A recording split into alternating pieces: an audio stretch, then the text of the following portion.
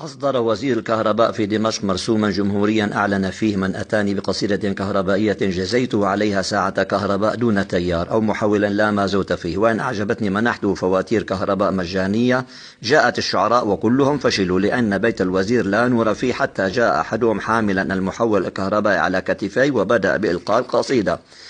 صريخ ذا المحول أتعب قلب المبتلي، شهران لم يصل بها تيار حتى المدخل، الماء كهرباء معا مقطوعة في المنزل، صديق نتنت نتلي يسألني إن يحصلي، أجبته مستغربا أيضا أنا لا علم لي، سأنظرا من سطحنا أو ربة كالمشعل، رأيتها مضاءة ووهجها يروق لي، وجدت فيها ساكنا وأن فيها عملي، غسيل أمسى تلة حتى غدا كالجبل، لما رأته زوجتي تصدرت بالولول، ولي ولي يا ولولي،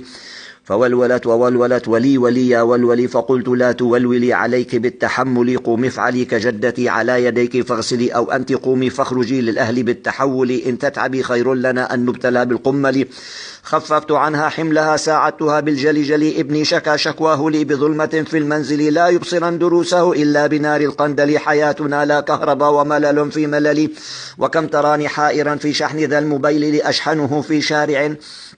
كصنعة التسول، وهذا حال بيتنا كذاك كل حولي، نشكو لرب أمرنا وطمعا بالأجر لي، أنا الفقير الألمع والشام والدمشق لي، شكوت همي ها هنا والشعر ذا من عقل لي، أنا الأديب الأصلع من حي أرض المأفل، نظمتها قصيدة أبياتها كالمنجل، أصيح في مطلعها من صوت ذا المحول، تمت وبالظلام عمت، تمت وبالشاحن عمت، تمت وبالمحول عمت.